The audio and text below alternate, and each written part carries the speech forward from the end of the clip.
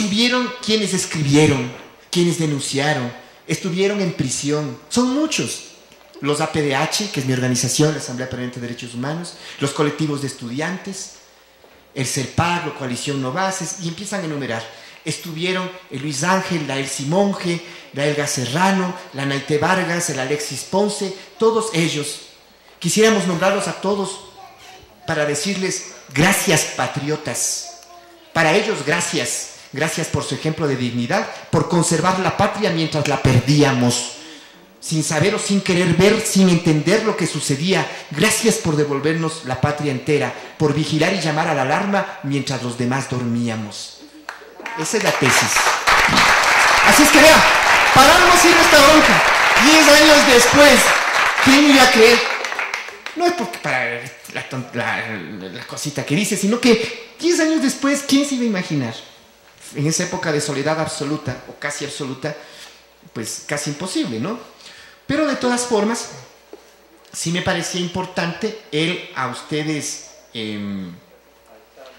compartirles a propósito de otras noticias importantísimas. Este martes, o sea, pasado mañana casi, se reúne la UNASUR de nuevo a través de los ministros de Defensa. Y acaba de decir el presidente de su país, pedirle a mi amigo Antonio Navarro que vuele a Quito urgentemente, donde corría, para decirle que por favor, antes de la reunión de la UNASUR, se restablezcan las relaciones. ¿Sí? Yo empezaré diciéndoles que estos dos elementos que voy a compartirles tienen un objetivo. Echar abajo varias verdades impuestas o autoimpuestas. Ojo. Primero, el temita ese de que las bases son nacionales. ¿Sí? Ese es un cuentito que ya van a ver que en mi país la mayoría se creyó, pero hasta cierto punto luego. Segundo, que no son bases, son puestos de avanzada nomás. Bases son otra cosa, los ignorantes que no saben. Ese es el segundo mito que ayudamos a romper. Y tercero, al otro lado, o sea, a este lado, el mito de es imposible sacarlos, es imposible hacer nada. No. Yo creo que es muy importante el que ayudemos a romper estos mitos por una cosa. Recuerdo que con la primera persona que hablamos, no teníamos ni plata para empezar actividades, fue con Gloria. No sabíamos la palabra, el término alerta temprana. No sabíamos un montón de cosas que vos nos compartiste y nos enseñaste para empezar esa lucha en el año 99. Y entonces lo que hicimos fue lo siguiente. No teníamos documentos como ustedes. No teníamos contacto con nadie para empezar. Entonces nos reunimos los 4 gatos del APDH y dijimos, tenemos que hacer un monitoreo.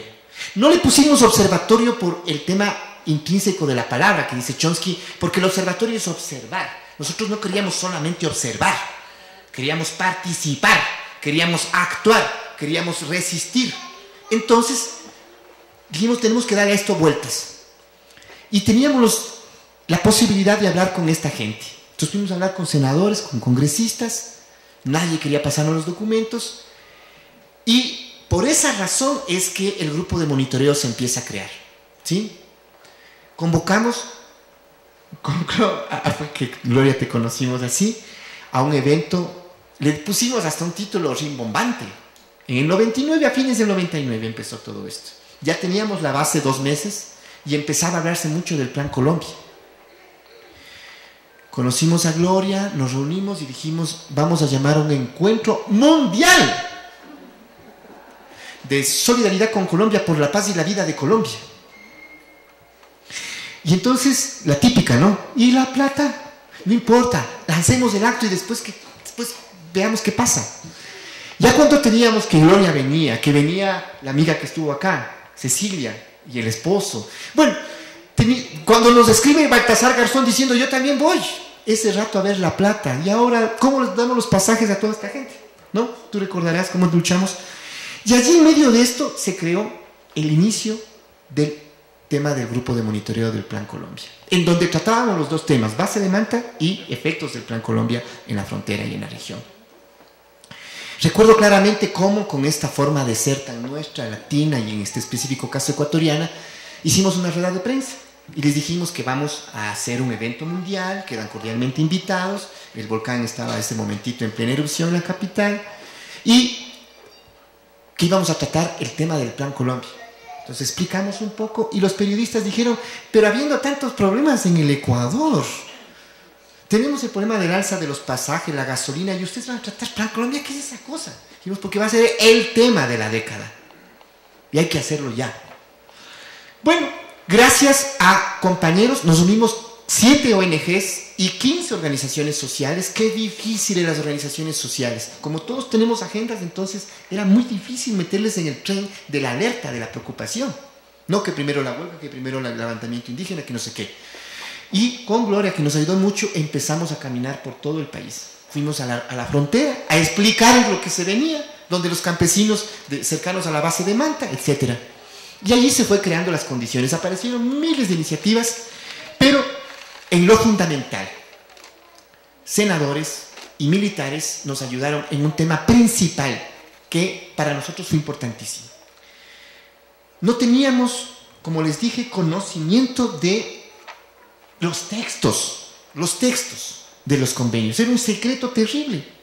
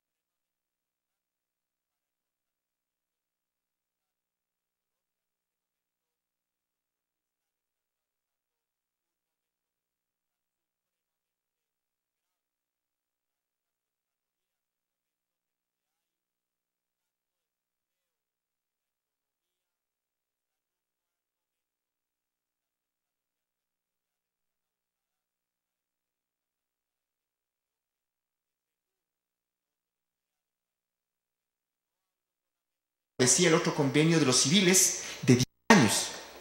Este segundo convenio era convenio de largo alcance, por tiempo indeterminado. Ojo, primera cosita que descubrimos. Imagínense la indignación de nuestros militares. Segundo, cuando se enteraron de esto. Segundo, una parte que es fundamental. Nosotros no entendíamos eso. Los militares nos lo explicaron. Se decía ahí que la base, operativamente hablando, como en este caso pudieran ser las de acá, o cualquier otra América Latina, podía entrar personal de la tropa nativa, del ejército nativo, hasta ciertos lugares de la base, porque era una tarea conjunta en contra de las drogas, etc. Pero el artículo 5 de exención decía menos en el cuarto de máquinas, es decir, menos en el centro de inteligencia, coordinación y monitoreo. Ese es la parte sensible de toda base. Y ahí decía claramente, solo pueden entrar norteamericanos. No entró en 10 años nadie, ni siquiera en el gobierno actual de Correa, ni siquiera la Asamblea Progresista actual. Fueron a hacer la payasada ya de visitar, hablar con los gringos, pero durante 10 años nosotros forzamos a más de 7 comisiones legislativas que fueran, y fueron operaciones mediáticas, porque ningún ecuatoriano, ninguno, ni militares, ni civiles, lograron entrar al cerebro de mando. Esa parte es fundamental estudiarla, es fundamental, porque eso quiere decir que, si es que, como en nuestro caso, logramos ese documento filtrar a los militares de mi país para que supieran cómo es posible que se ofendiera así la dignidad de nuestros oficiales, que no podían ingresar. Y claro, intentamos durante 6 años un debate con la base, con los milicos gringos, hasta que un día el milagro, el ministro de Defensa de esa época, rastrero, ¿no? un hombre de lo peor, nos invitó y dijo, vengan a la base aérea, ¿sí? Fuimos a la base aérea y allí hubo un evento con empresarios. Bueno, esa sala estaba repleta para hablar de las bondades de la base. Y estuvo nada más y nada menos que un general del Pentágono. Hasta entonces era la base ecuatoriana. Pero cuando a este hombre se le ocurre por accidente presentar con estos aparaticos una presentación de PowerPoint, todo el mundo ve, esos son los milagros que hace Dios, todo el mundo ve que allí en la pantalla era la base, un documento del Pentágono, base norteamericana. Ni siquiera tenía ya el nombre de Eloy Alfaro. Eso fue fabuloso. Y logramos romper en ese debate, primero, la teoría esta, y segundo, que era inadmisible para nuestra oficialidad y para nuestro país en su conjunto el admitir que este cerebro de mando hiciera lo que le diera la gana. ¿Qué es lo que permitió este cerebro de mando? En ciertas exenciones, aquí va a ser muy difícil, habrá que ver tal vez los israelitas, no sé, pero en nuestro caso fue que encontramos y atraparon periodistas muy valientes, tuvieron una serie de problemas para evitar que saquen esta publicación, que desde la base de Manta, que era para la lucha antidroga, supuestamente, etcétera, en donde solamente debían viajar según el convenio civil milicos norteamericanos y ecuatorianos, encontraron oficiales de Colombia. Claro, todo está registrado en un montón abundante de información. Y entonces se produjo una cosa que me parece impresionante. Los periodistas hablan con el jefe de la base aérea, el militar norteamericano, y con el oficial enlace ecuatoriano. Y les dejan subir al avión y empiezan a hacer las preguntas a todos ellos. Y se dan cuenta que se embarcaban estos oficiales colombianos de manera clandestina en propia Manta. Logramos después, con todo este trabajo, descubrir que, por ejemplo, los DINCORP, o sea, los contratistas que también están en toda base, ellos oficializaron, sacaron en Manta, en la ciudad, una oficina de empleos para contratar peruanos, colombianos, ecuatorianos para que vayan al Irak. ¿Sí? Todo eso fue posible ver. Y claro está, en este documento, por ejemplo, en estos primeros documentos, que es importante el poder examinarlos, el desbrozarlos, encontramos también que había muchísima omisión, ¿sí? Voluntaria, obviamente, de parte del gobierno de entonces del Ecuador, pero que inclusive a nuestros propios militares que firmaron se les pasó. O sea, no es que no eran serviles, pero no tanto, ¿sí? Y esas exenciones lo que hacían es permitir, por ejemplo, que dijeran la base de Manta y sus alrededores. ¿Qué entendía por sus alrededores el jefe de operaciones de los aviones norteamericanos? Todo el territorio ecuatoriano. Esos eran los alrededores para ellos. Me parecía que era importante comentarles esto porque la lucha que lo hicimos en el plano legal y en los otros planos siempre estuvo contrastada desde el lado oficial por el tema de que no es una base militar norteamericana, sino una base militar ecuatoriana, ¿sí? Y al principio la mayoría de la población ecuatoriana se tragó el cuento. Ahí fue también importante el establecimiento de esta experiencia. Voy a saltar todo esto para ir al tema de la experiencia, ¿no? En torno a la experiencia me parece que es fundamental el compartirles quizás que para nosotros la base de Manta, como dijeron nuestros oficiales del grupo creado, si la base de Manta son los ojos y los oídos del Plan Colombia durante la década, nosotros debíamos tener ojos y oídos para monitorear a la base y toda la zona de la frontera, donde empezaron las fumigaciones y las operaciones militares.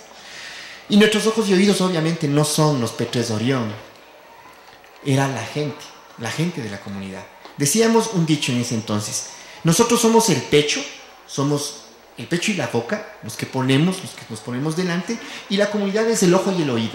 Están allí, son los que saben cada cosita que está pasando. Que el oficial que se fue a beber una cerveza, el gringo que fue a beber una cerveza en tal lugar, que fumigaron tal sitio, que bombardearon el otro. Y claro está, eso nos permitió primero lograr una red que no importara el tipo de organización, todas las organizaciones que fuesen, para efectos de crear toda esta suerte de ojos y oídos. Esto fue importante en vista de que, a pesar de la satanización y la estigmatización que sufrieron nuestras comunidades, teníamos la información en tiempo real, ¿sí?, de todo lo que hacían. Y esto lo tabulábamos de inmediato en Quito y en las otras capitales para dárselo a media humanidad, ¿sí? Se lo daba al gabinete, no importa que fuera de derecha, se los daba a los militares, no importa que estuvieran con ellos, se los daba a todo el mundo, y a la prensa y a todo lado, y al internet obviamente para que rebote.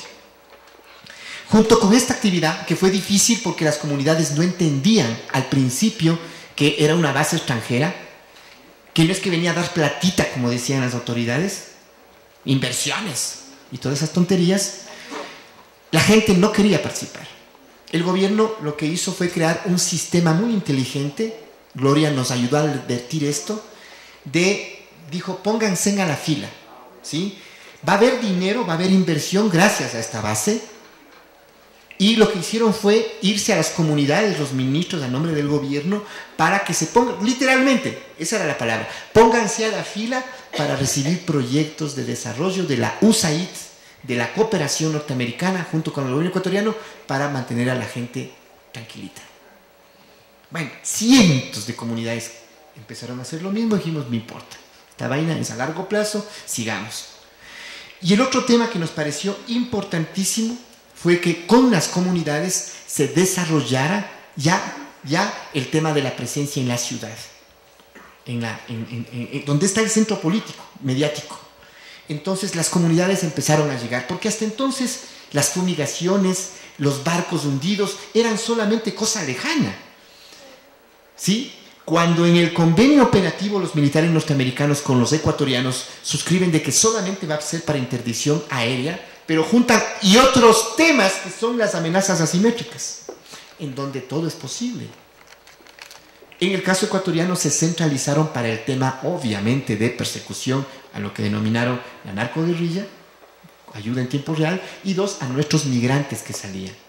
Sobre todo en el caso de la base de Manta en sus alrededores fue el tema de los migrantes. Más de 50 barcos hundidos de migrantes, ¿no?, pescadores, etcétera, y allí fue importante el establecimiento de otras organizaciones que inclusive participaron para la organización de la gente.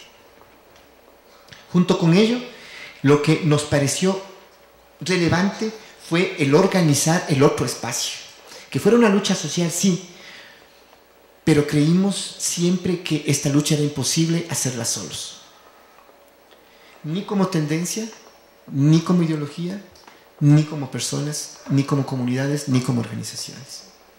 Para echar a los gringos hay que unirse todo el mundo. Todo el mundo. Eso comprendimos, eso nos ayudaron a comprender nuestros generales, coroneles, que hoy están en la picota, acusados en la laptops, en los vídeos y no sé qué más. Claro, ¿qué les van a perdonar habernos ayudado de esta forma y haber ayudado al país de esta manera? Y junto con eso, la labor internacional. Yo recuerdo que cuando Gloria entra con nosotros a Sucumbíos, que es en la provincia fronteriza al Putumayo colombiano, vamos a hablar con el curita del pueblo, con el obispo y con los líderes comunitarios que no sabían ni nada de lo que iba a ocurrir. Apenas era el inicio del año 2000. Y la Gloria les decía, por la experiencia de Colombia es muy importante que ustedes tengan organización y alertas tempranas, por lo siguiente. Una vez que empiezan los cocotazos, ya nadie tiene tiempo para reflexionar, para pensar y para modelar qué hacer. Y eso de la experiencia colombiana dolorosa es muy importante que los ecuatorianos lo hagan antes. Y eso sirvió de mucho para que la gente empezara a hacer esos equipos de trabajo multidisciplinarios y no sé qué más. Por ahí había un sociólogo que era especialista en cultivos. Véngase, todo el mundo que quisiera poner un granito, ¿sí? Y finalmente, algo que nos pareció supremamente importante, que fue la batalla política. No va a ser posible que se vaya si no cambia la correlación de fuerzas. Es evidente. Ya con el gobierno del doctor Palacio se lograron cositas. Las continuas insurrecciones, etc. Pero todos estos grupos entendieron y entendimos también que era necesarísimo hacerlo en el plano y en la dimensión que aquí han hablado los compañeros. Entender que es una cosa regional, entender que es una estrategia y entender que esta lucha fundamentalmente es política para que se pueda alargar. Pero todo ese precio que hubo que pagar fueron los 10 años de organización social. Allí un aporte que aprendimos de ustedes. Esta lucha es imposible sin organismos internacionales, sin relaciones regionales.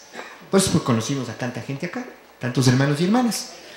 Y la necesidad de que el grupo de monitoreo contaba con, en nuestro caso, con organizaciones ONGs, cada una especializada en un área, con organizaciones sociales y con un grupo de expertos, que lo llamamos, ¿sí? En donde estaban del país, militares, diplomáticos, y de la campo internacional de Colombia, Gloria, recuerdo yo, de Estados Unidos, después estuvo Manchonsky, pues, bueno, un montón de gente, porque creemos que es muy importante que la lucha no sea nacional para poder incentivar la sacada de esta gente, ¿no? De estas bases de esta base como tal. Y en ese espacio sí me parece que el aporte ahora, 10 años después, que pudiera dar el pueblo de Colombia, las organizaciones de Colombia, sería para lo que aquí han hablado antes nuestros hermanos. Estaba pensando, y en esto ha insistido también mucho la Gloria. Miren, que este mal nos sirva para algo, ¿sí? Que esta vaina nos sirva para algo. ¿Para qué? Hoy ya cambiaron, ya los compañeros hablaron todo el tema profundo, la estrategia, etcétera. Me voy quizás a un planteamiento político operativo, ¿sí? Ya cambiaron los diseños, ¿verdad? Y hoy los programas de militarización que se han extendido desde el Plan México hasta abajo buscan varias cosas. Quizás es momento que desde Colombia haya un llamamiento, y este primer llamamiento me ha parecido muy importante por eso, para que tengamos un monitoreo continental. Ya no basta nacional, no basta. Tenemos que unirnos con Carlos, con las dos compañeras que estuvieron aquí antes, Estela Caloni en el sur, Eva Hollinger en Venezuela, Gloria, todos los que podamos unirnos en el continente, porque se necesita un aparato mucho más regionalizado en este momento. Tenemos la cuarta flota, etcétera, tenemos un montón de cosas que se nos vienen encima, por lo que creo que el aporte más importante, entre todos los aportes importantes que va a dar la sociedad colombiana, el pueblo de Colombia, a futuro va a ser el que esta proliferación de hongos militares que quieren surgir, que van a surgir, o que ya surgieron, ¿sí? Nos permita recrear esta gran estrategia regional desde nuestra gente, desde nuestras organizaciones, ¿sí? Para estar pendientes de ese tema y ver que Colombia no está sola, ¿sí? Y segundo, para que el aislamiento a que se vean sometidas estas bases nos determine hoy algo que parece utópico, pero que ya lo están pensando algunos expertos, que yo se los dejo acá a la ponencia para que ya no pude leer nada de esto, ¿no? Que es el tema de hay momentos propicios, independientemente de lo que oímos hablar de Obama, ¿no? Hay momentos propicios en América Latina, hay nuevos vientos que permiten, con una lucha, generar algo que si es que es desde Colombia, maravilloso. Es la salida de todas las bases de Sudamérica, de todas las bases de Latinoamérica, con una lucha política de ese estilo.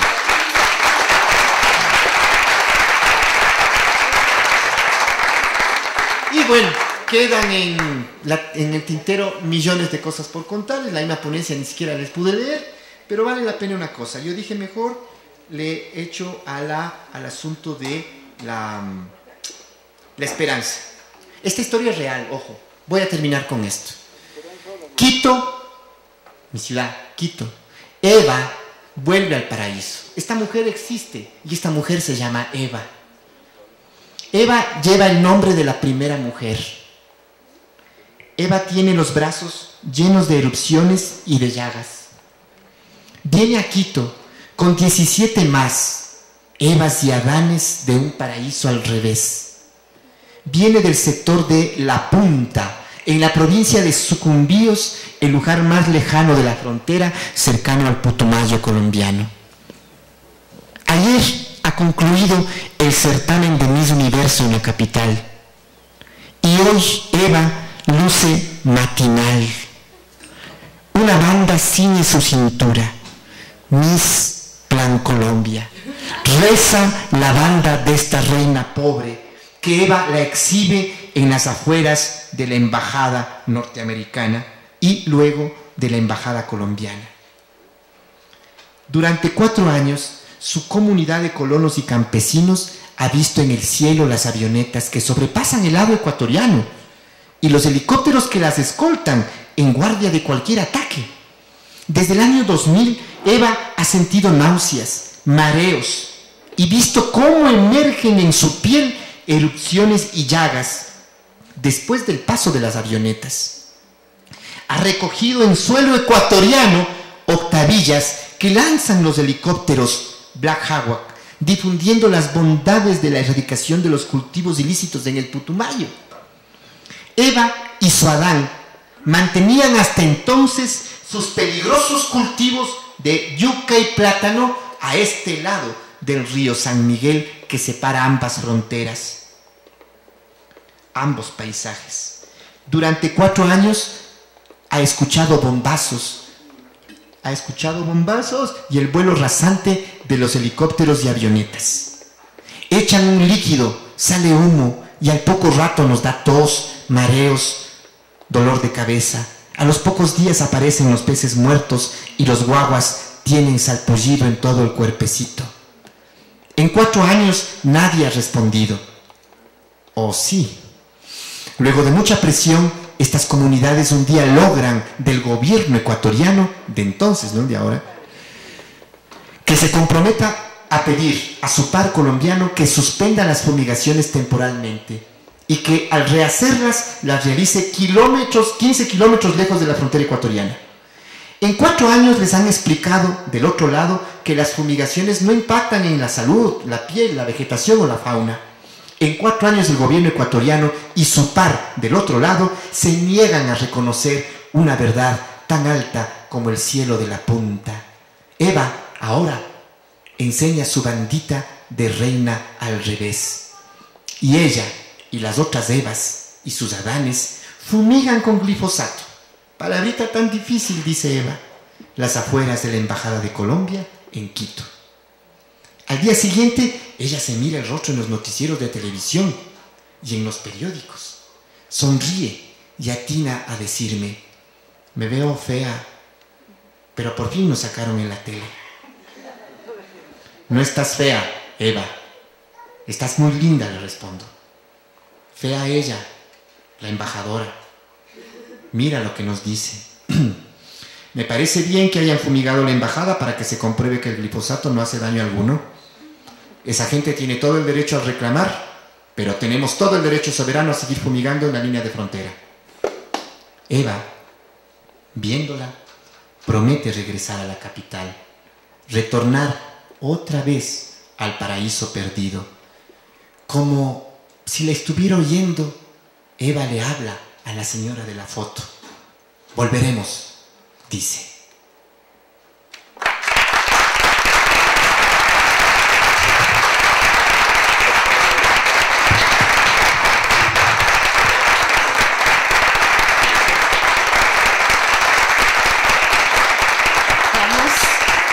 Vamos a pedir, como dije antes, que no nos vayamos a retirar porque tenemos que hacer el cierre con broche de oro. Te voy a pedir perdón porque no vamos a dar ahorita la palabra, sino al final.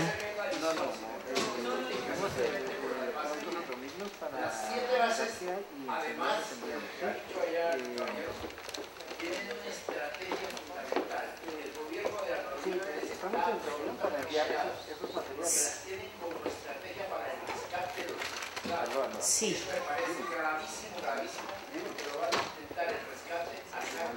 Bueno, muchas gracias.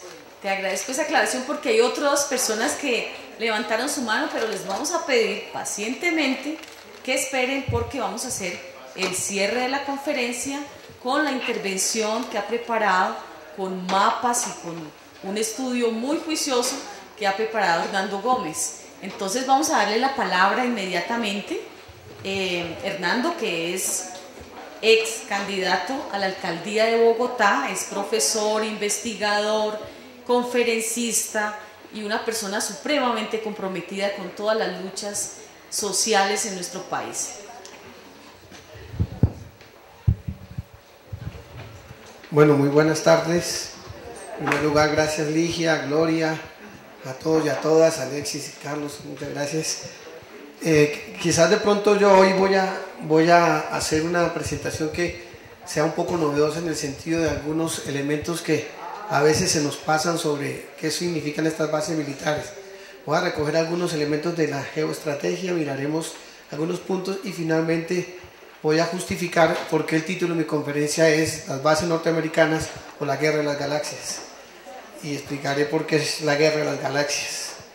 Bueno, comenzamos entonces. Como les decía, aquí en el inicio de la presentación es simplemente esa evocación inicial de esas bases norteamericanas y la guerra de las galaxias por la ubicación que van a tener dentro del globo y dentro de la esfera geoestratégica del planeta. Vamos a mirarlas.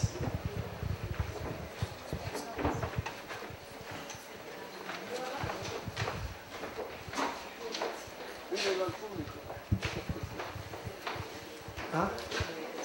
Pero entonces, ¿dónde me hago ya?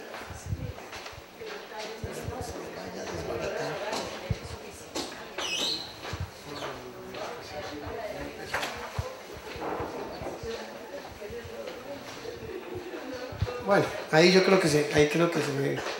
¿Listo? Bueno.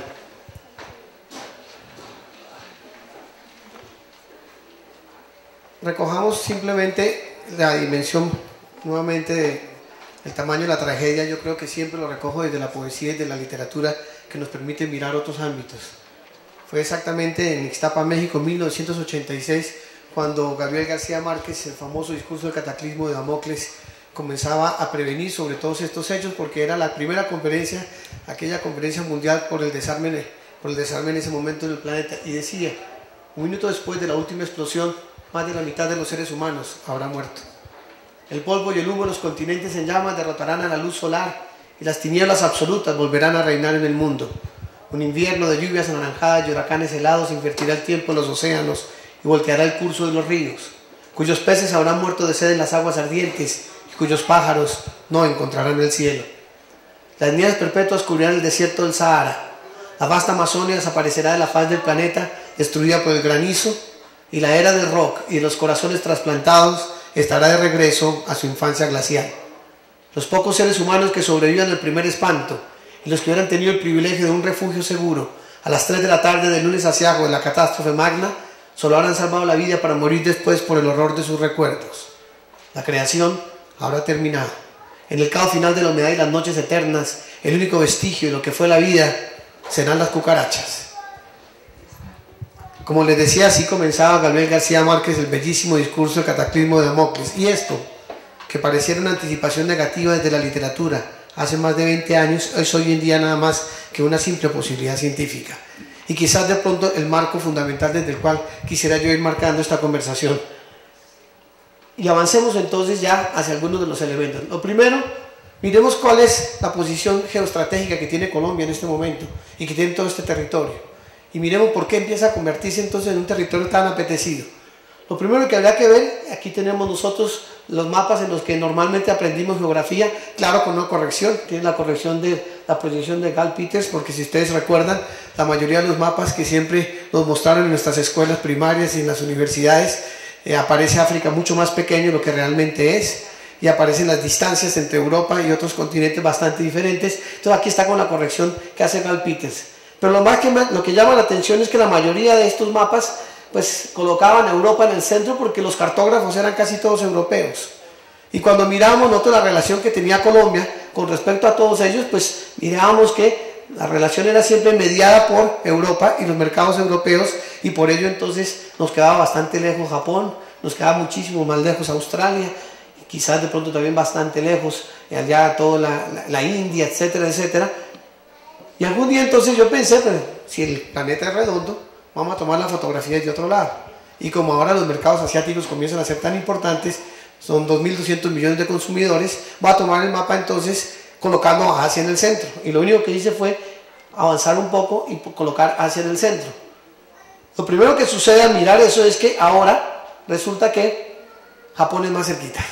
Japón ya es más cerquita, como no se nos había ocurrido viajar por este lado, nos íbamos a ir por el otro lado, y descubrimos que Japón nos queda mucho más cerca. Se nos alejó Europa, se nos comienza a alejar Europa si lo miramos desde aquí, pero Japón comienza a ser mucho más cerquita, y algunos de los otros mercados se nos empiezan a mantener en las mismas distancias, pero empezamos a ver otra geografía distinta.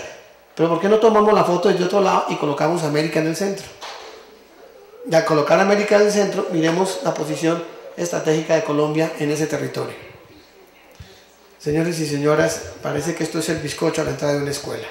Y vamos a mirar por qué. Vamos a mirar por qué. No solamente en términos de las distancias físicas que se tienen a los distintos mercados, sino vamos a mirar con respecto a qué otras cosas comienza a ser Colombia supremamente importante. Lo primero es, parece ser que aparece una nueva estrella cardinal. Allá arriba dice la nueva estrella cardinal.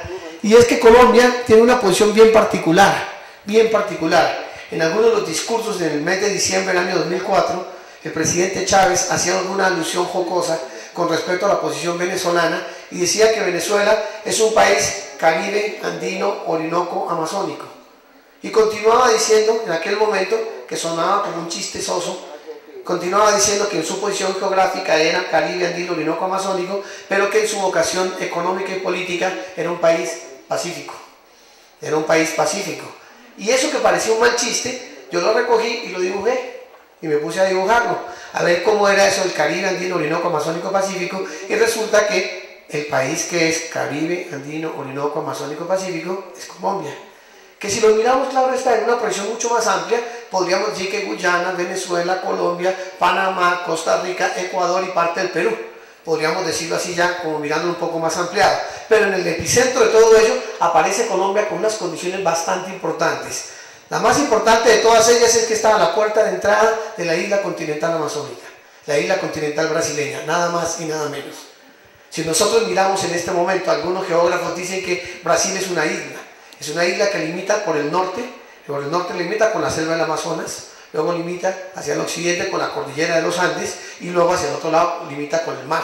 Es una gran isla que tiene una puerta de entrada y una puerta de salida. Una puerta de entrada que es el macizo andino colombiano y una puerta de salida que es abajo los grandes acuíferos guaraní, donde está la gran represa de Itaipú y donde está, claro está, las grandes cataratas de Iguazú. Pero ese territorio comienza a ser un territorio muy importante para el planeta, pero muy importante. Es el territorio que recoge 5 cuencas hidrográficas. La cuenca del río Orinoco, la cuenca del río Amazonas, la cuenca del Cauca Magdalena, la cuenca del San Francisco en el nordeste brasileño y la cuenca del río de la Plata en Argentina. Y resulta que esas 5 cuencas hidrográficas son las que aportan la mayor oferta de agua potable disponible del planeta. El 42% de la oferta de agua potable disponible del planeta está ahí. Agua, agua y agua. Segundo, ese territorio aporta adicionalmente a ello nada más y nada menos que la biodiversidad endémica más grande del planeta. Toda la biodiversidad endémica, es decir, aquella biodiversidad que solamente se da en esos territorios, biodiversidad endémica más grande del planeta. Tercero, comporta en la parte alta de ese territorio están los bolsones del Orinoco, nada más y nada menos que la reserva de petróleo más grande en este momento no explotada del planeta también. Al lado de ello tenemos minerales estratégicos, uranio, titanio, cobre en la parte sur, carbón, etcétera, etcétera. Y si seguimos mirando, unas grandes riquezas minerales, biogenéticas, que colocan a ese territorio, insisto, como un gran territorio muy apetecido. Tierras planas, ideales para qué? Ideales para la agricultura intensiva de capital, intensiva de tecnología y poco intensiva de mano de obra. Por eso las grandes masacres de los Carayás en los años 60 en el Brasil, las grandes masacres de todos los campesinos del Magdalena Medio colombiano, despoblaron todos los territorios, ya no se necesita campesinos, solamente obreros especializados, y eso sí, grandes inversiones en tecnología y grandes inversiones económicas para poder desarrollar esas economías extensivas. 365 días de sol, la nada despreciable condición de tener energía solar perennizada, 365 días de sol, vientos, energías eólicas. Sabemos que las dos corrientes, la corriente del Pacífico y la corriente del Atlántico, se estrellan en la cordillera y le dan una característica fundamental a todos esos territorios, entre otros, por ejemplo, Bogotá. ¿Saben ustedes que aquí abajo, que alguien dirá, ¿y para qué nos sirve eso? Pero aquí debajo de estas aguas, aquí tenemos un mar cuaternario, y debajo de este mar cuaternario está, ojo, el archivo arqueológico más grande de polen del planeta. Aquí está, porque recoge todos los vientos, recoge la cantidad de polen de la biodiversidad, la riqueza de biodiversidad que hay por todo el territorio, y aquí lo tenemos. Quizás de pronto, dentro de miles de millones de años, cuando haya sido coronada nuevamente una salamandra como la mujer más bella del universo, vendrán a este territorio a saber cómo es que era la vida en este planeta. Vendrán a mirar a ver qué era lo que había en este planeta, porque aquí tenemos la reserva, la memoria, las memorias biogenéticas más grandes del planeta aquí debajo. Órbita geoestacionaria, que no la menciono más porque ahorita me voy a dedicar a ella. La gran biomasa, la biomasa más grande del planeta, que es la selva del Amazonas. El electrochorro ecuatorial, que es otro elemento importante en términos de energías magnéticas. En todo caso, lo que vemos aquí es que se convierte esto en un territorio muy apetecido. Un territorio que además de ser muy apetecido, desde hace mucho tiempo que se comenzó a buscar el proceso de recolonización de todo este territorio. Lo primero es el siglo XVII, siglo XVIII, se comenzaron todas las exploraciones y viajeros por todo el territorio, se recogieron los inventarios. Recuerden ustedes todos los estudios de los hermanos Reyes, los estudios de Michelene, los estudios de von Humboldt, del sabio Caldas, etcétera, etcétera. Está totalmente inventariada las riquezas biogenéticas, minerales, hídricas y todas, de todo el territorio. Se tiene absolutamente exploraciones y viajeros, control de población y la propiedad del suelo, un proceso que se ha venido dando a través de las dolorosas sistemas de paramilitarización y de desalojo de campesinos, teniendo 4.600.000 hombres y mujeres en condición de desplazamiento forzado en este momento. Adecuación de territorio y construcciones de infraestructura. Ahora empezamos a ver nosotros ya los grandes avances, entonces se comienza ya la doble calzada Girardot, la doble calzada Sogamoso, los túneles del túnel allá van a salir por la parte de la línea, etcétera, etcétera, etcétera, porque Colombia se quedó atrasado en los cronogramas de desarrollo de todas estas infraestructuras. Recuerden ustedes que hace unos 10 años nosotros miramos a Ecuador como con cierta sospecha jocosa, porque Ecuador está aparentemente muy atrasado. Hoy en día vayan y miren ustedes la carretera panamericana en el Ecuador y compárenla con el pedazo de trocha que hay entre Santander, Quilichao y Popayán, que es el mejor pedazo de panamericana que tenemos en Colombia. Y vamos a encontrar cómo todos esos procesos de infraestructura se han ido quedando, se han ido rezagando, pero Colombia ahora comienza a hacer nuevamente la gran inversión. Cuando Carlos estaba contando lo de la posible coordinación entre la policía colombiana y la policía mexicana, ¿será que los 11 millones de dólares que encontraron antier son parte del pago de esa? Porque venían de México. Y parece, además, sospechosamente no había nada. ¿Tú te imaginas unos narcotraficantes que dejan 11 millones de dólares sin que nadie los esté vigilando? Sin que nadie los esté vigilando, o era parte de la cuota de la vacuna que se tiene que pagar necesariamente. Y de la misma forma que cuando antes se cogían 5 toneladas de cocaína, por el otro lado coronaban 100, quién sabe cuántos millones están entrando por otro lado, mientras estos 11 millones se presentaron ante el país como la mayor incautación de dinero que se ha tenido en Colombia en los últimos años. Y de manera inmediata, violando toda la normatividad, claro está, el presidente además la incauta y ya se le entrega a la policía, sin seguir ningún procedimiento. Pero bueno, si aquí no hay procedimiento para la reelección, menos lo va a haber para poder entregarle vivienda a los policías. Eso sí, no va a haber ningún procedimiento.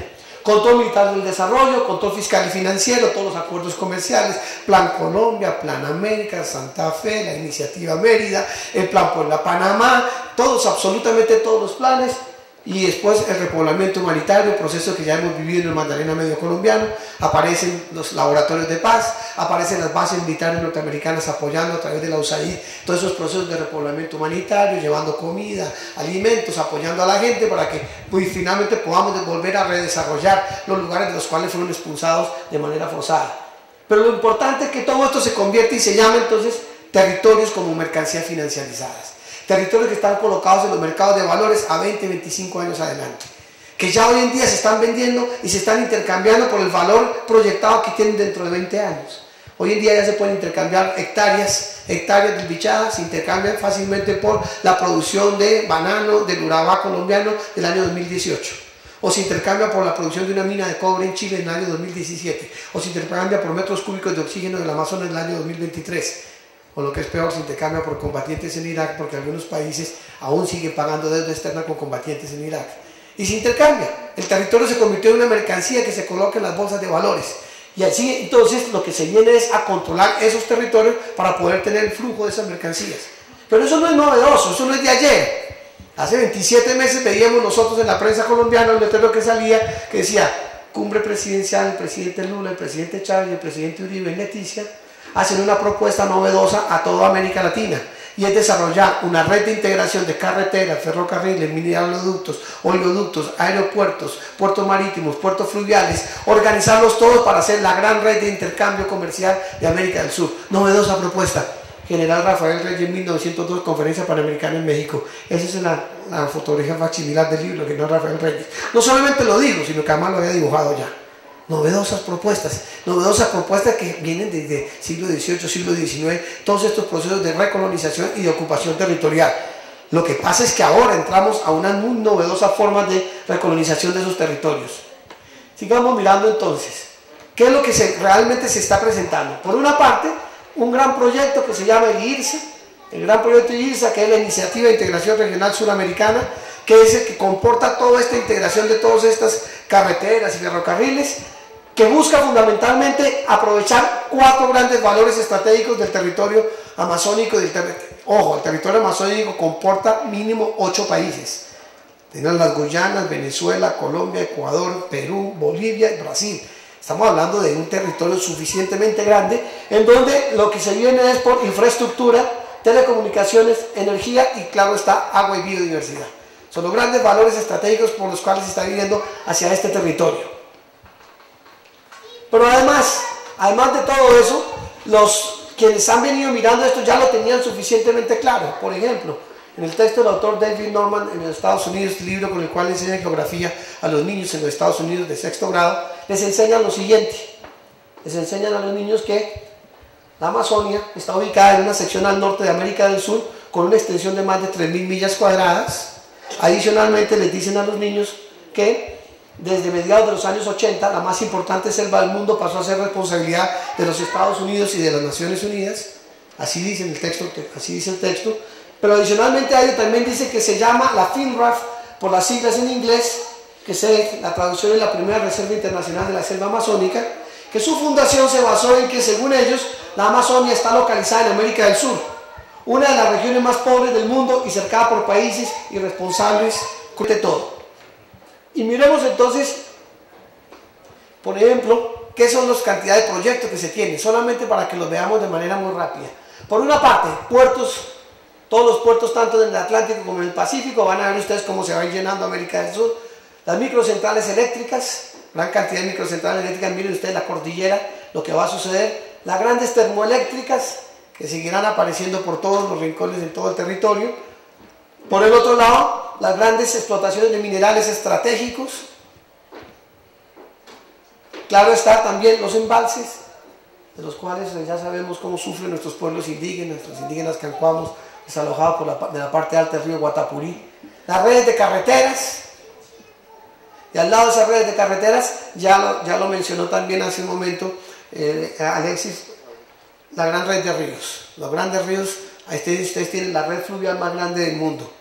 La red fluvial más grande del mundo la tienen ustedes allí. La red fluvial más grande del planeta hoy en día, la más grande tiene 52.000 kilómetros de ríos interconectados. 52.000 kilómetros de ríos. Y se demoraron 170 años construyéndola. 170 años construyéndola, que es la red norteamericana. 38.000 kilómetros de río tiene la red europea y se demoraron 3 siglos construyéndola. Esta red tiene 94.000 kilómetros de río y no hay que construirla. Está completamente interconectada, absolutamente toda. Como yo no tengo nada que hacer, ya me viajé todos esos ríos, desde el delta del Orinoco hasta el río de la Plata en Argentina, todo el río Amazonas, viajándolos todos, absolutamente todos, fotografiándolos para poder mirar cómo es que están organizadas todas esas redes. Grandes riquezas comerciales, económicas. Todo eso nos coloca, insisto, en un territorio de un valor impresionante. Pero ahora asustémonos más. Vamos a mirar otras cosas. Resulta que también aparece aquí el sistema de telecomunicaciones.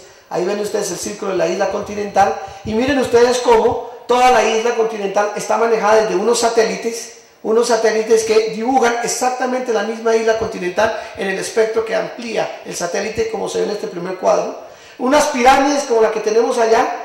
Esa pirámide que está allá satelital es la pirámide satelital más grande del planeta, la que toma la mayor masa de tierra. La pirámide más grande del planeta es esa, que tiene 4 puntas. Una punta de ellas es en Curitiba, Brasil, la otra punta es en la Guyana, el Litigio, la otra punta se tiene en La Jama, Bolivia, y la otra punta queda en Arauca, Colombia.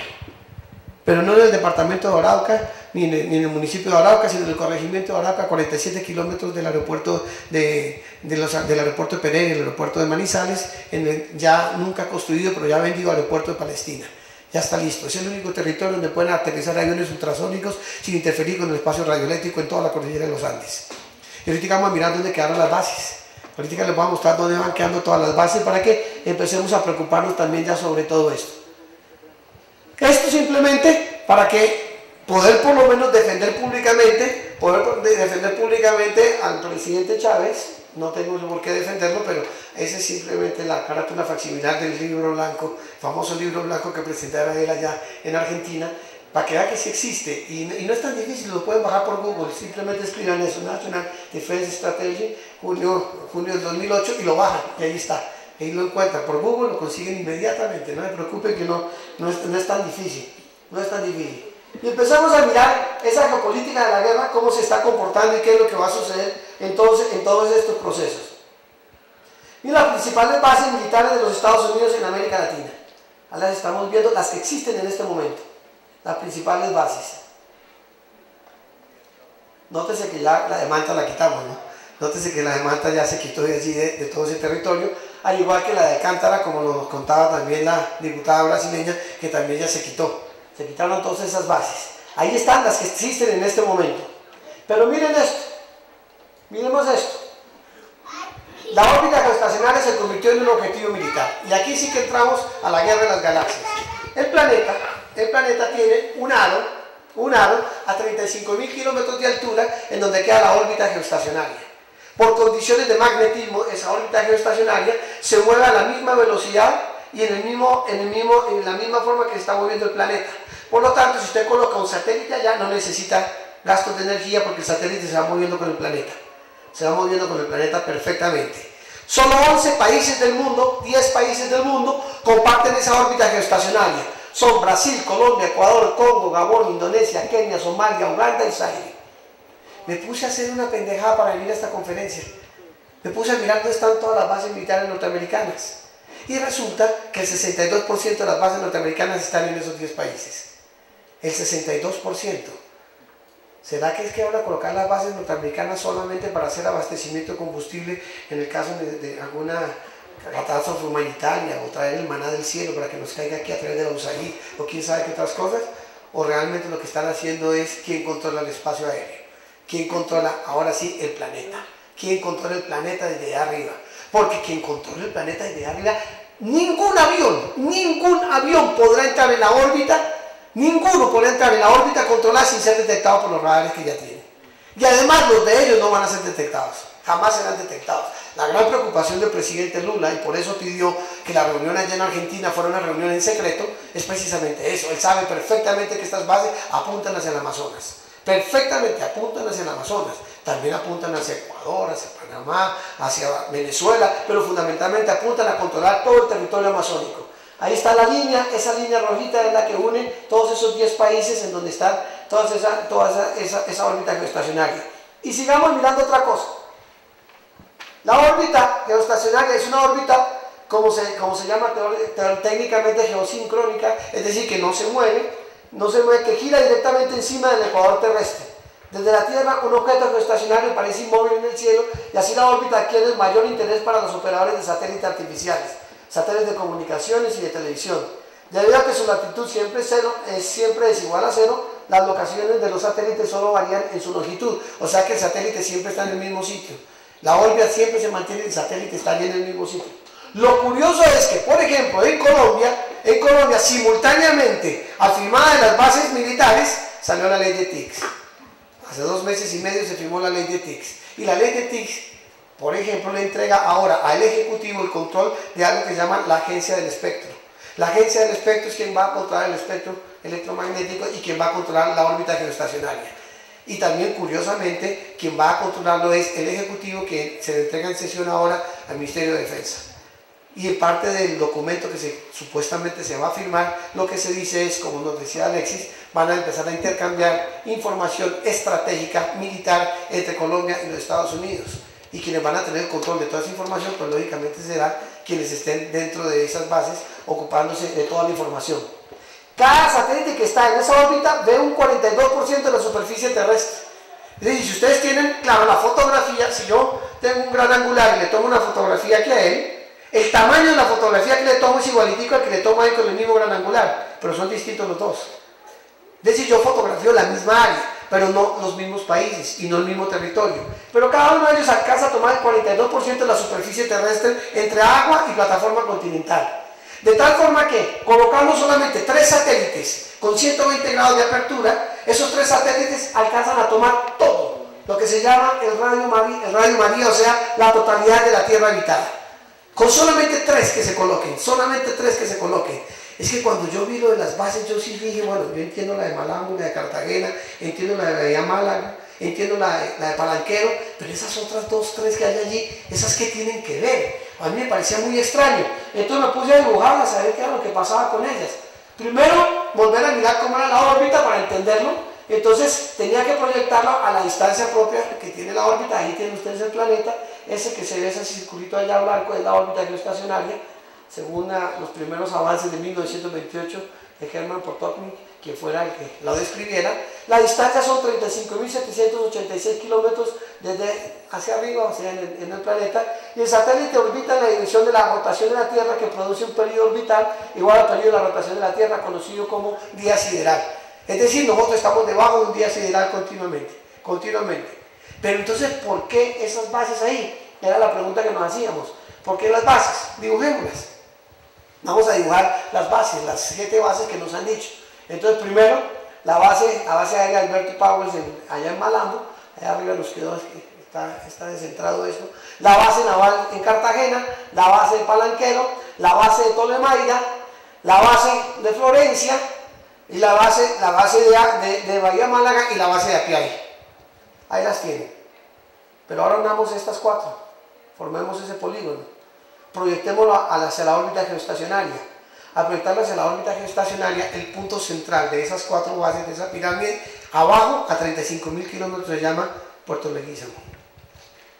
Y les cuento que Puerto Leguízamo, miren la medio pendejadita que les tengo, el chisme que les tengo para el día de hoy, el territorio en la órbita geoestacionaria, el punto en el cual usted toma la fotografía, todas son del mismo tamaño, pero la fotografía con la mayor proporción de plataforma continental en el planeta se llama Puerto Leguízamo.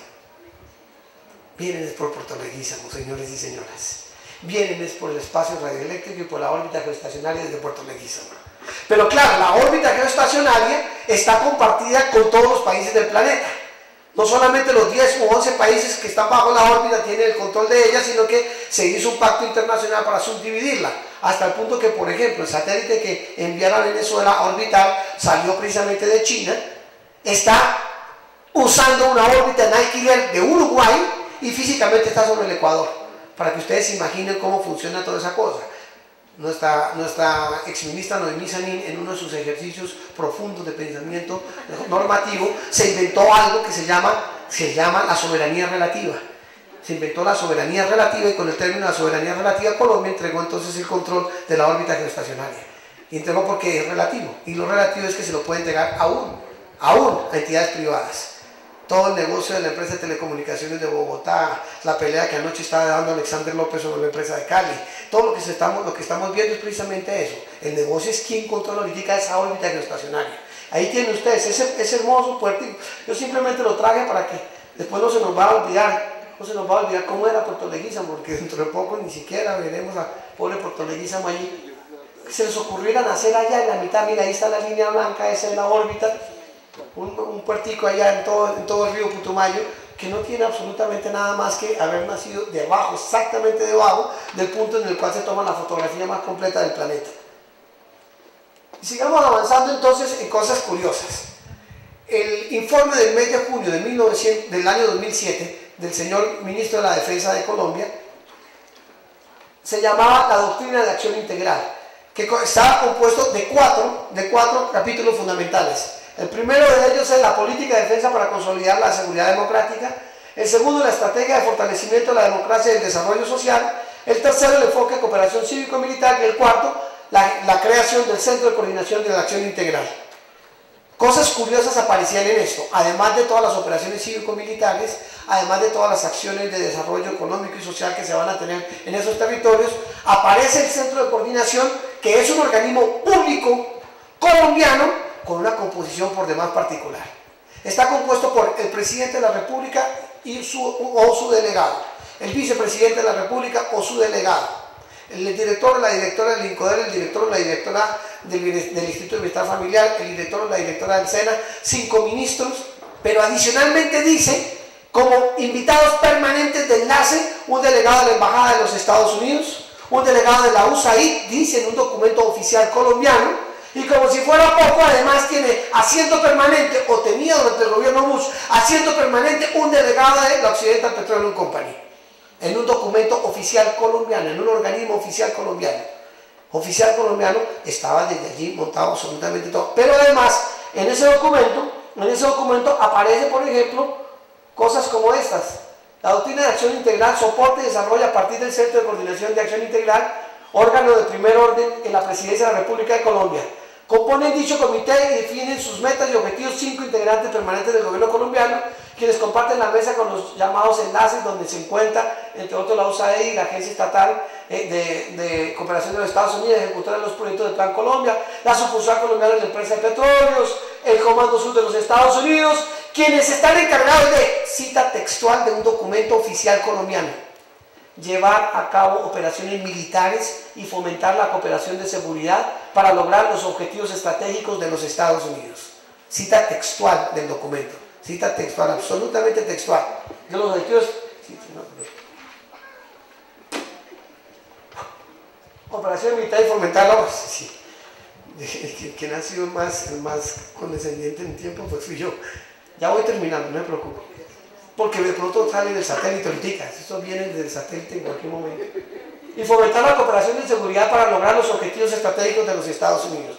Adicionalmente el documento presenta dónde están todas las fuerzas de tarea conjunta del Comando Sur norteamericano, desde dónde salen todas esas, la cuarta flota, en donde, quiénes son los comandantes, cómo se habían operando en Centroamérica, en Colombia, en Argentina, en Brasil, exactamente, en todos, absolutamente todos vienen, donde está el Ejército Sur de los Estados Unidos, la 12ª Brigada Aérea, el Comando de la Fuerza Naval del Sur, la Infantería de Marina del Sur, al lado de ellos las Operaciones Especiales del Sur, y claro está también todos los ejércitos de tarea conjunta que están ubicados en el territorio centroamericano. Ya algunos de ellos, en el caso particular de Honduras, ya salieron de allí. Ya salieron de allí la Fuerza de Tarea Conjunta Soto Cano en Honduras, Guantánamo en Cuba y Key West en Florida. Sigue diciendo que las continuas discordias entre los presidentes Uribe de Colombia, Chávez de Venezuela y Correa de Ecuador, que en decir de algunos parece que generan ponen en riesgo la estabilidad y la cordialidad de la región, son preocupación permanente del gobierno de los Estados Unidos, ya que como, textual, lo indica la coalición en pro de energía accesible y confiable, los Estados Unidos necesitarán un 31% más de petróleo y un 62% más de gas natural en las próximas 2 décadas. Y la región es uno de los abastecedores de energía más importantes para los Estados Unidos. Y continúa. A revisar el potencial energético de la región con el petróleo venezolano, la biomasa amazónica, el gas boliviano, los recursos hídricos andinos, los extensos suelos suramericanos planos y con energía solar perennizada, la biodiversidad de la costa pacífica, del Amazonas y el Pantanal boliviano brasileño, los recursos hídricos de la cuenca del Amazonas, el Orinoco, el Río de la Plata, el San Francisco, el Cauca Magdalena, la gran y variada riqueza mineral de la cordillera de los Andes, junto con el potencial generador de energías alternativas eólicas, solares, electromagnéticas, hidroeléctricas, energías biológicas, etc., se comprende claramente que América del Sur se convirtió en un territorio geoestratégico para la estabilidad y el balance energético de los Estados Unidos. Porque además ese es el punto fundamental, están en un desbalance energético muy grave, muy grave. Pero bueno, para que no quedemos muy desanimados, entonces yo siempre termino diciendo, recogiendo la hermosa frase de su comandante Marcos: no estamos aquí para cambiar el mundo, no estamos aquí para cambiar el mundo, estamos con un propósito más modesto, crear un mundo nuevo. O como nos diría la bella Laura Esquivel, podrán cortar todas las flores, pero nunca jamás detendrán la primavera. La pregunta es, ¿por qué esas bases acá? Seguimos haciendo los polígonos. Cuando la diputada del Brasil estaba diciendo, y tú, Carlos, hiciste referencia, es que Brasil no dejó colocar. Lula dijo que no dejaba colocar en Recife. Recife es el tercer territorio que toma la mayor plataforma continental fotografiada a 35.000 kilómetros de altura, pero Brasil dijo que no.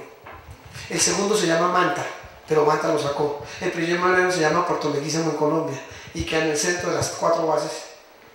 Cuando ustedes vieron el polígono que yo dibujé, no es un cuadrado perfecto, es un polígono irregular, porque como esto es cordillera, el polígono queda irregular por la altura de la cordillera. Pero ya lo estoy corrigiendo en un ejercicio que es haciendo unas axonometrías. Entonces estoy colocando la cordillera, la pongo plana. Si ustedes cogen la cordillera donde están todas las bases y la ponen plana, completamente plana, les queda un cuadrado perfecto. Les queda el cuadrado perfecto. Lo mismo, por eso cuando ustedes aplanan la cordillera, les queda un cuadrado perfecto entre la Jama boliviano, Curitiba Brasil, la Guyana en litigio en las Guyanas, y por el otro lado Arauca en Colombia, ahí en toda la cordillera central, en la zona cafetera. Insisto, lo importante de todo esto es que nos toca seguir mirando, porque como decía Alexis hace un momento, el tema no es solamente el control, ya lo sabemos hace tiempo, del paramilitarismo, de la guerrilla, del narcotráfico, de lo que quieran aquí en Colombia. El tema es el control de los recursos biogenéticos del planeta. Del planeta. Nacimos en un lugar en donde está el territorio que tiene la mejor condición de observatorio del planeta, desde usted puede fotografiar absolutamente todos los recursos. Y esas bases militares tienen digamos, esa característica fundamental. Yo quería simplemente hoy avanzar en eso. Parece una tontería, chiquitica, pero créanme que llevo meses tratando de encontrarla. No fue muy fácil encontrar eso. Esto es seguir haciendo mapas y mapas y mapas, porque de la misma forma que tenemos que seguir mirando todo lo que va a suceder en términos de la guerra pequeña, tenemos que empezar a entender para poder decirle al mundo también y encontrar quizás de pronto otras personas que lucharán al lado de nosotros. Yo dejo ahí entonces y muchas gracias.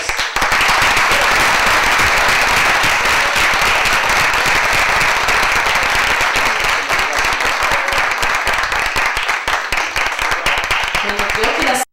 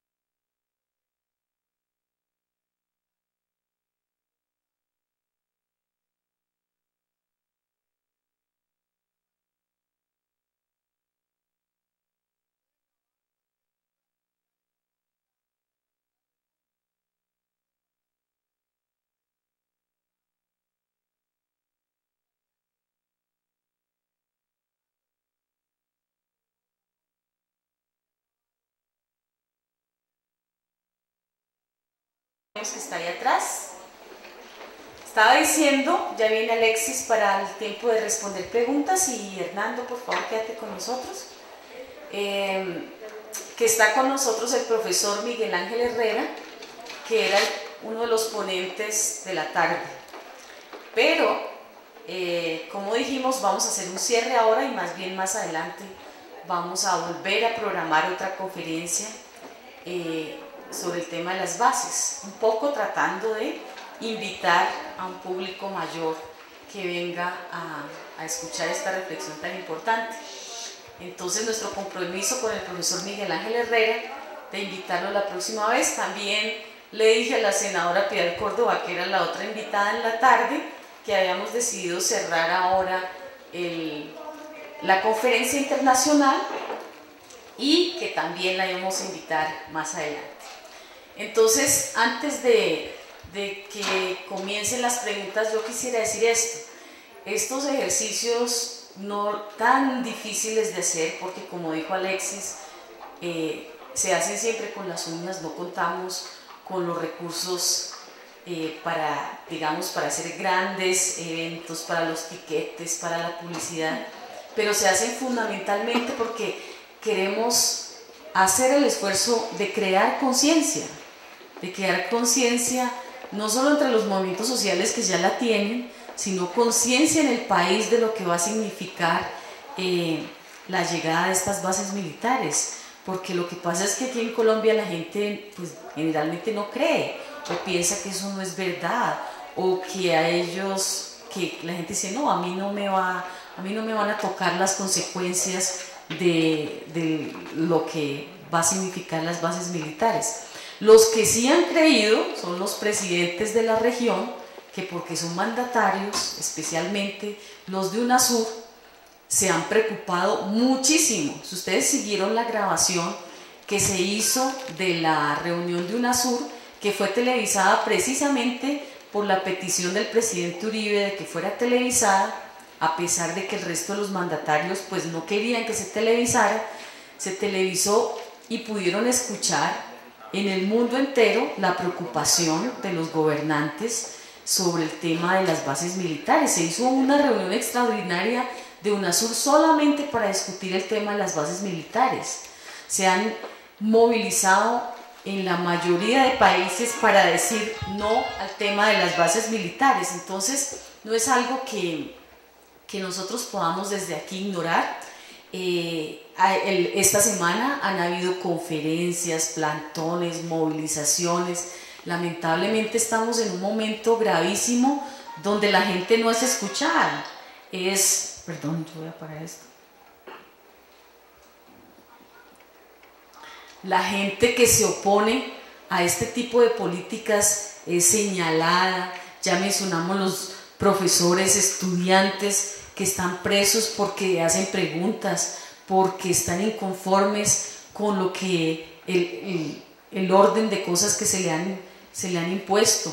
Líderes sociales perseguidos, encarcelados, asesinados. Entonces, no es una cosa fácil, pero el otro propósito de esta reunión, de esta conferencia, no solo es tener una discusión académica y desde los activistas, sino decir que estamos comenzando la organización de una mesa que inicialmente se ha llamado la Mesa contra la Impunidad, una mesa que va a trabajar no solo en el monitoreo, trabajar jurídicamente, internacionalmente y políticamente para evitar que esta instalación de las bases sea algo, pues, no decir solo eterno, algo duradero, algo como lo hicieron los ecuatorianos que se empeñaron en ponerle un punto final. Entonces, por eso, esa serie de actividades que se van a hacer también en las regiones, para la toma de conciencia, porque yo creo que un primer paso es que podamos educarnos sobre las dimensiones de lo que se negoció, de que podamos entender lo que ha pasado en otros lugares del mundo y que podamos tomar las acciones necesarias. Entonces, para hacer el cierre aquí, podemos proponer que hayan dos preguntas. Yo sé que podíamos tener muchas más, pero dos preguntas. Creo que había la persona que insistentemente pidió la palabra atrás, ahora se ha retirado, pero dos preguntas que nos permiten entonces interactuar. Ya hay 6, entonces vamos a dar la oportunidad de 3, pero entonces tenemos una dama, Manuel, y aquí, y bueno, cojamos las preguntas. Ok, bueno, entonces vamos a pedir que para que puedan salir en la grabación, las hagan aquí adelante, pero les vamos a pedir el favor de que tenga que ver con el tema, porque generalmente pues ha habido otros espacios para hablar de otros temas, pero estas tienen que tener que ver con el tema y que no sean preguntas o comentarios tan largos, para que podamos darle la oportunidad a todos los que quieren intervenir. Entonces, comencemos. ¿Sí? Sigue acá para que puedas... la señora primero. Señorita. Perfecto.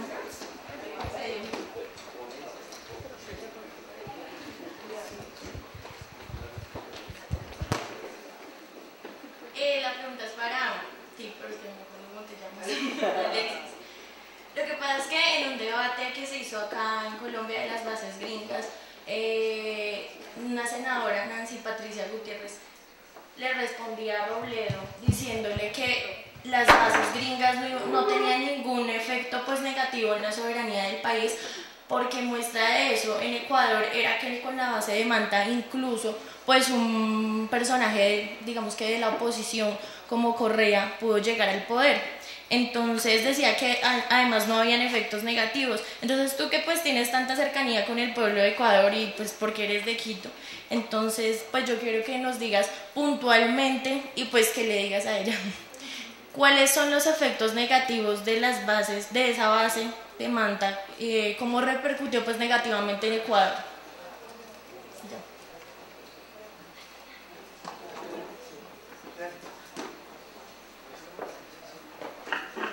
Muy buenas tardes. Yo sería para la mesa, para toda la mesa. Yo creo que el libro de Frank Hickelhammer, Violencia Sagrada del Imperio, nos demuestra todo esto. Es el asalto al poder mundial, como lo dice el libro, donde el imperio norteamericano pues, se ha valido de todas las formas y de todas las maneras, que ha creado hasta religiones para tener al pueblo sumido en la ignorancia. Y yo quisiera que pues, alguno de los expositores me profundizara más sobre ese tema, si lo conocen de pronto, ¿no? Pues, en ese sentido. Gracias.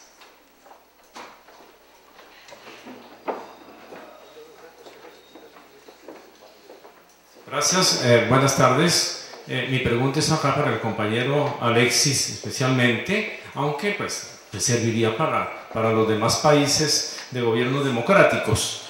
Teniendo en cuenta la infiltración o el poderío, digamos, del imperio con los estamentos militares, ¿cómo se podrá o cómo se piensa, digamos, en Ecuador concretamente, poder evitar hacia un futuro ya que esas cúpulas militares que han sido entrenadas por el imperio y que hacen parte generalmente de la derecha de América Latina, en el caso de Ecuador, ¿cómo se podrá evitar o tratar de mirar desde ahora ya el que no surja un golpe militar en Ecuador? Ya comenzaron con Honduras, el propósito va a ser para los demás países. Tal vez el único que tengan dificultad va a ser Venezuela, porque es el coronel Chávez, tiene pues, el ejército más o menos pues, le responde al día mucho más, pero los demás países están en esa debilidad. Gracias. Hay 3 otras personas que pidieron la palabra, entonces vamos a darle a una más que haga la intervención. A los 3. Bueno, entonces muy corto para que los 3 puedan intervenir. Entonces ve, ¿por qué no vas viniendo para que y la otra persona atrás?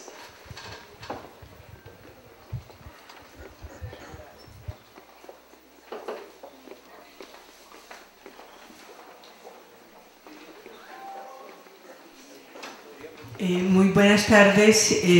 Como mujer, y dado que hay niñas que se han quedado porque tienen mucho interés, aún habiendo transcurrido ya su jornada, considero que las bases militares en Colombia, dada la impunidad de los ejércitos norteamericanos, va a servir para que se impida el disfrute de los derechos sexuales y reproductivos. O sea, las tropas seducen a las jóvenes y las embarazan. Ya hemos visto cuántos niños y niñas hay acá sin padres, hijos e hijas del Plan Colombia.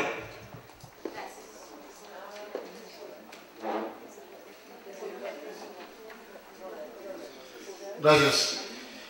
En Vida y Justicia, analicemos cómo es que el Senado, la República, la Presidencia de la República va a hacer reparación al pueblo por traición en la mentira del paramilitarismo y matanza, porque han sido unos intelectuales estos senadores que están detenidos. ¿Cuál va a ser la reparación al pueblo a esa mentira? Gracias.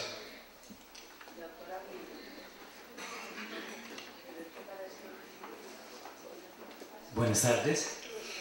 Mi pregunta es para el compañero de México acerca de las actuaciones del paramilitarismo en México y su coordinación con el gobierno de Colombia de Álvaro Uribe. Es la política que manejan el gobierno norteamericano y que aquí el gobierno de Álvaro Uribe sale a la esfera internacional a decir que aquí no está pasando nada, que aquí hay democracia, que hay libertades, que todos tenemos auténticas libre expresión, pero aquí se persigue, se asesina, se encarcela y parece que el pueblo colombiano todavía siente ese temor y esa amenaza, porque el paramilitarismo, decía un demovilizado o comandante llamado el alemán, que el paramilitarismo sigue vivo y nosotros lo estamos viendo todos los días con las amenazas a los magistrados, a los abogados, a los defensores de derechos humanos. Entonces me parece que es el momento para que ellos hagan una invitación a todas las universidades, a los colegios, que muy pocos están presentes, porque esto que tenemos aquí con las bases militares es una amenaza no para un sector, sino para toda la sociedad colombiana. Muchas gracias.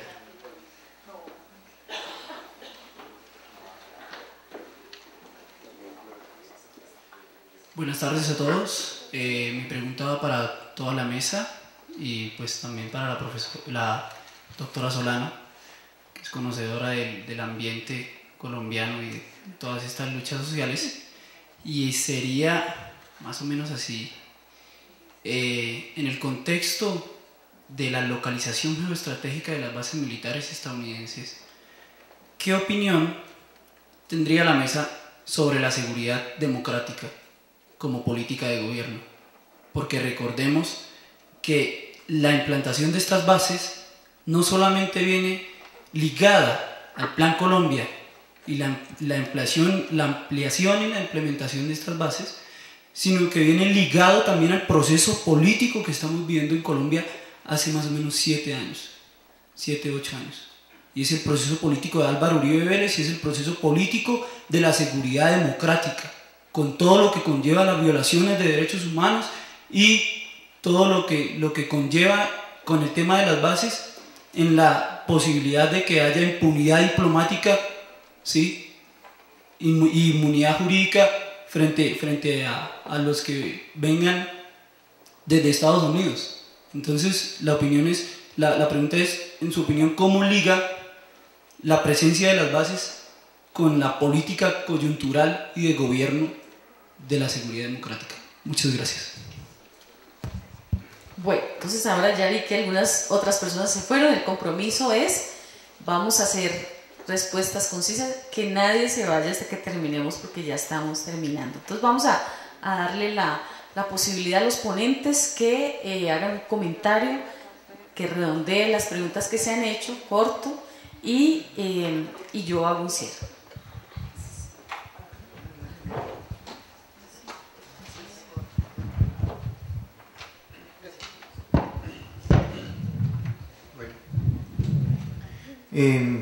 Temo no poder responder algunas de las preguntas, creo que tienen factura y necesitaría una respuesta más bien propia, local. En torno a la pregunta explícita, dirigida por usted y por el otro señor, diré lo siguiente. Sobre efectos, ¿qué se le puede decir a senadores, congresistas, a sectores de la opinión pública, inclusive al hombre y mujer de la calle, el común, el ciudadano que está allí, que también está presa por desconocimiento de una manera de pensar de esa naturaleza? Hay sectores políticos, obviamente, del establecimiento en el Ecuador que no solamente es un tema de ignorancia, sino de mala fe. Es decir, su interés es apuntalar esos procesos, así es que con ellos perdemos tiempo. Nuestra lucha es con la opinión pública, ¿sí? Con cínicos y sinvergüenzas a ningún lado.